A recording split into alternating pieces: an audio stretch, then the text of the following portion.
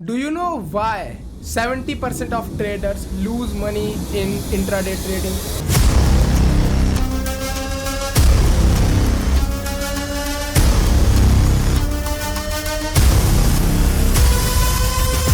And why 90% of traders lose money in futures and option trading?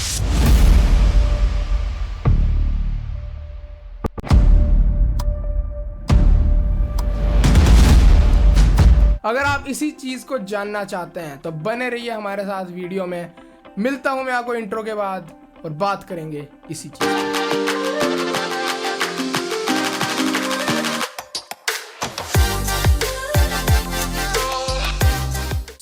मैं पहले अपने आप को इंट्रोड्यूस कर देता हूं। मेरा नाम है चेतन वर्मा और मैं हाफ अ डेकेड से मार्केट में ट्रेडिंग, इन्वेस्टिंग और मनी मैनेजमेंट कर रहा हूं। और मैंने Indian market, crypto market and forex market तीनों किया हुआ है। ऑल्सो मैं आपको बता देना चाहता हूँ हम इस वीडियो में क्या शुरू करने वाले हैं। इस वीडियो से हम आई ओपनर सीरीज शुरू करने वाले हैं जिससे आपके कॉन्सेप्ट क्लियर हो सकें। जो आप गलत ट्रेडिंग कर रहे हैं या फिर ट्रेडिंग को सीखना चाहते हैं वो सब करेंगे। अभी हम अपने पहले पॉइंट की तरफ बढ़ते हैं। Who is this series for? किन लोगों के लिए सीरीज़ बनाई गई है? तो वही पॉइंट मैं फिर से बताना चाहता हूँ कि ये सीरीज़ उन लोगों के लिए है जो लोग बेसिक से मार्केट को सीखना चाहते हैं, या फिर क्या होता है मार्केट, क्यों इसको गैम्बलिंग नहीं समझना चाहिए, इसको एक इन्वेस्टमेंट समझना चाहिए जैसे आप पढ़ाई में करते हैं या फिर किसी और चीज़ में। और अगर आप मार्केट में लॉस कर रहे हैं तो आपको लॉस से प्रिवेंट करने के लिए, आपके लॉसेस कम कराने के लिए या फिर आपको प्रॉफिटेबल बनाने के लिए हमने ये सीरीज़ लाई है। और जो लोग अच्छे हैं मार्केट में लेकिन बहुत अच्छा बनना चाहते हैं उन लोगों के लिए ये सीरीज़ बहुत अच्छी रह सकती है, क्योंकि यहाँ पे हम कुछ ऐसी स्ट्रैटेजीज़ और कुछ चीज़ों का डिस्कशन करेंगे। मैं क्या क्या बताने वाला हूँ सीरीज़ में, आप वीडियो में बने रहिए। हम आपको आगे ही पॉइंट में बताने वाले हैं, नेक्स्ट थर्ड पॉइंट में बताएंगे हम आपको। तो अब बात करते हैं मेरे गुड की डेफिनेशन क्या है। जैसे मैंने अभी बोला, जो लोग अच्छे हैं जिनको बहुत अच्छा बनना है, जो अच्छे की डेफिनेशन ये है, लेट्स सपोज आपका कैपिटल 1 लाख रुपीज़ का है और आपने 2 to 3% रिटर्न कमाया है, मीन्स मार्केट से लिया है इन अ ईयर एनुअली। तो आप या ना तो निफ्टी 50 को बीट कर पा रहे हैं जो टॉप इंडियन 50 कंपनीज हैं, तो आपको मार्केट में ट्रेडिंग नहीं करनी चाहिए। लेकिन इसमें आपको एक एडवांटेज है कि आप 90% ऑफ ट्रेडर्स से आगे हैं जो लोग मार्केट में लॉस कर रहे हैं। ये जो आपका 2 to 3% में जो आप अटके हुए हैं ईयरली, इसको बढ़ा के 10 to 15% करने के लिए ये सीरीज आपको देखनी चाहिए। हम अपने सेकंड पॉइंट पे आ चुके हैं और सेकंड पॉइंट है why should you learn about the stock market? क्यों आपको स्टॉक मार्केट के बारे में सीखना चाहिए? क्योंकि अगर आपको फाइनेंशियली फ्री बनना है इंडिया में और आपको कुछ अलग करना है दूसरे लोगों से, जल्दी पैसे कमाने हैं और एक नॉलेजेबल तरीके से पैसे कमाने हैं, लीगल तरीके से, तो आप स्टॉक मार्केट सीख सकते हैं। और मैं आपको एक और एडवांटेज बताता हूँ स्टॉक मार्केट सीखने की। जब आप स्टॉक मार्केट सीखेंगे तो आपको बिग बैंक्स क्या कर रहे हैं, फाइनेंशियल इंस्टीट्यूशंस क्या करते हैं, उन सब के बारे में भी नॉलेज मिलेगी। ऑल्सो आप इन्फ्लेशन को बीट करेंगे। अगर आपको इन्फ्लेशन नहीं पता, इन्फ्लेशन मीन्स महंगाई होती है। तो अगर आज हमारे देश में 6% का इन्फ्लेशन ऑन एन एवरेज चल रहा है, तो आज अगर आप 100 रुपीज़ का पनीर ले पा रहे हैं तो कल को आपको जाके वो 106 रुपीज़ का मिलेगा, क्योंकि इन्फ्लेशन के द्वारा। इन्फ्लेशन को अगर आपको बीट करना है तो आप एफडीज भी कर सकते हैं। आप बोलेंगे अब एफडीज भी कर सकते हैं, लेकिन एफडी जो है आपको सिर्फ 6% या फिर 7.5%, 7% रिटर्न देती है। लेकिन अगर आपको अपने पैसे को ग्रो करना है, मीन्स आपने 1 लाख रुपए लगाए एफडी में, तो वो 6% का आपको रिटर्न दे रहा है, ठीक है। तो आपको तो कोई भी पैसा बढ़ा ही नहीं ना, आपका 1 लाख का 1 लाख ही रहा है 1 साल के बाद। लेकिन अगर आप स्टॉक मार्केट में सही म्यूचुअल फंड या फिर ETF या फिर कुछ भी कोई अच्छा स्टॉक पिक करते हैं या फिर सिर्फ इंडेक्स फंड में ही पैसे लगाते हैं, ये सब हम आपको आगे सीरीज़ में आते हुए आगे वाली वीडियोज़ में बताएंगे। लेकिन अगर आप सिर्फ इन्हीं चीज़ों में पैसा लगाते हैं तो आप तो 12% या फिर 10% तो मैक्सिमम चांस है आपको मिलेगा ही मिलेगा over a long period of time, तो आपको मिलेगा ही मिलेगा। तो देखिए आपका पैसा ग्रो हो रहा है, तो आपने 1 लाख रुपए निफ्टी 50 में लगा दिए, तो आपको 10% का रिटर्न आ गया मार्केट से, ठीक है। तो आपने 6 माइनस कर दिया 10% में से, जो इन्फ्लेशन है माइनस करके 5, आपका बचा 4%। तो 1 लाख का 4% आपने कमा लिया ना, एक 4% एक्स्ट्रा आपको मिला मार्केट में, जो आपको एफडीज में नहीं मिल रहा है। एफडी में 0 मिल रहा है आपको। सो गाइज, अभी जो आपने पीछे पार्ट देखा वो पार्ट शायद मैं थोड़ा समझा नहीं पाया सही तरीके से, तो मैं वही समझाने के लिए ये वीडियो रिकॉर्ड कर रहा हूँ। आपको इसमें ये पूरा पार्ट समझ आ जाएगा सही तरीके से मैं क्या एक्सप्लेन करने की कोशिश कर रहा हूँ।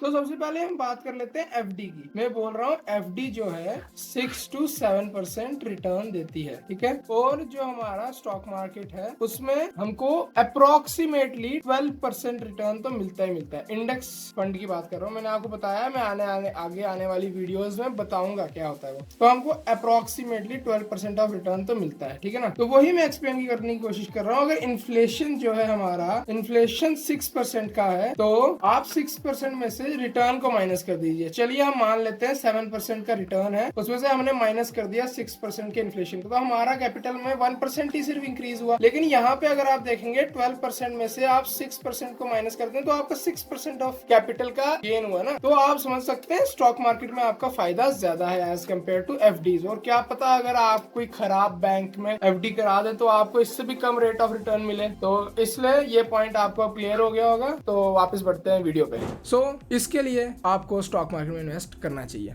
और अब हम अपने आगे वाले पॉइंट की तरफ बढ़ते हैं कि इससे आप ना अपना करियर भी बिल्ड कर सकते हैं। जैसे मैं आपको बताता हूँ, अगर आप NISM 15 का एग्जाम दे देते हैं स्टॉक मार्केट और फाइनेंशियल मार्केट्स के पढ़ाई के बाद, तो आप रिसर्च एनालिस्ट या फिर एक स्टॉक एडवाइजर बन सकते हैं जो अच्छे खासे पैसे चार्ज कर सकता है अपने क्लाइंट से। मैं आपको एग्जैक्ट अमाउंट भी बना देता हूँ। अप्रोक्सीमेटली 1,51,000 रुपीज आप चार्ज कर सकते हैं फ्रॉम वन क्लाइंट अगर आप रिसर्च एनालिस्ट या फिर स्टॉक मार्केट एडवाइजर बन जाते हैं। अब बढ़ते हैं हम अपने थर्ड पॉइंट की तरफ। What will you learn in this series? आप क्या सीखेंगे इस सीरीज में? फर्स्ट ऑफ ऑल आप इन्वेस्टिंग के बारे में सीखेंगे। मैं आपको आज ही बता दूं, मैं ट्रेडिंग के बारे में 2-3-4 वीडियोस के बाद ही बताऊंगा आपको ट्रेडिंग के बारे में कुछ थोड़ा बहुत। लेकिन उससे पहले मैं आपको इन्वेस्टिंग में मास्टर बनाऊंगा, क्योंकि इन्वेस्टिंग ही एक कोर हमारा वो है। इन्वेस्टिंग क्या है ना, जैसे लोग समझते हैं स्टॉक मार्केट एक गैम्बलिंग जगह है, जैसे कसिनो है स्टॉक मार्केट, लेकिन नहीं। इन्वेस्टिंग जो है ना, आप स्टडी करके आप मार्केट के बैक टेस्टेड वो डेटास देख सकते हैं, आप बैलेंस शीट देखते हैं, आप अकाउंट्स देखते हैं, आप कैश फ्लो देखते हैं। ये सब चीजें आपको आगे आने वाली वीडियो में पता चलेगा। इन सब चीजों को आप देख के सीखते हैं मार्केट में, फिर आप किसी कंपनी का स्टॉक खरीदते हैं या फिर बेचते हैं, कौन सी कंपनी आपको होल्ड है, या फिर आप अपनी फाइनेंशियल फ्रीडम का प्लान वैसे ही बनाते हैं, ठीक है। इन्वेस्टिंग होगी, उसके बाद हम आपको सिखाएंगे फंडामेंटल एंड टेक्निकल एनालिसिस। उसके बाद मैं आपको सिखाऊंगा प्राइस एक्शन के बारे में। उसके बाद मैं आपको सिखाऊंगा राइट स्टॉक कैसे पिक करें। उसके बाद हम आपको सिखाएंगे ट्रेडिंग के बारे में। उसके बाद आपको सिखाएंगे बेस्ट इन्वेस्टिंग स्ट्रेटजीज के बारे में या फिर बेस्ट ट्रेडिंग स्ट्रेटजीज के बारे में सिखाएंगे। और मैं आपको अपना favourite concept demand and supply सिखाऊंगा, जो इतना धमाकेदार कॉन्सेप्ट है। मैं आगे आपको बताऊंगा जब वीडियोस आएंगी। मींस 80 to 90% एक्यूरेट स्ट्रेटजी है वो, अगर आपने उसकी बैक टेस्टिंग कर ली। उसके बाद SMC सिखाएंगे। और मोस्ट इंपॉर्टेंट मैं आपको आज बता दूं, अगर आपको ट्रेडिंग में सक्सेसफुल होना है, lot sizing and quantity management, risk management, money management, ये 3-4-5 चीजें आपको आनी ही चाहिए। अगर आपको ये नहीं आ रही हैं तो आई एम सॉरी, आप ट्रेडिंग में प्रॉफिटेबल नहीं हो पाएंगे। मैंने भी अपनी पहले स्टार्टिंग में करियर में ऐसे ही ट्रेडिंग में मिस्टेक्स करके बहुत सारे पैसे लूज किए हैं मार्केट में। तो यहाँ पे हमारा एक पॉइंट और खत्म हो जाता है। चलते हैं अगले पॉइंट पे। How is this series different? कैसे ये सीरीज आप लोगों के लिए दूसरी सीरीज से अलग है?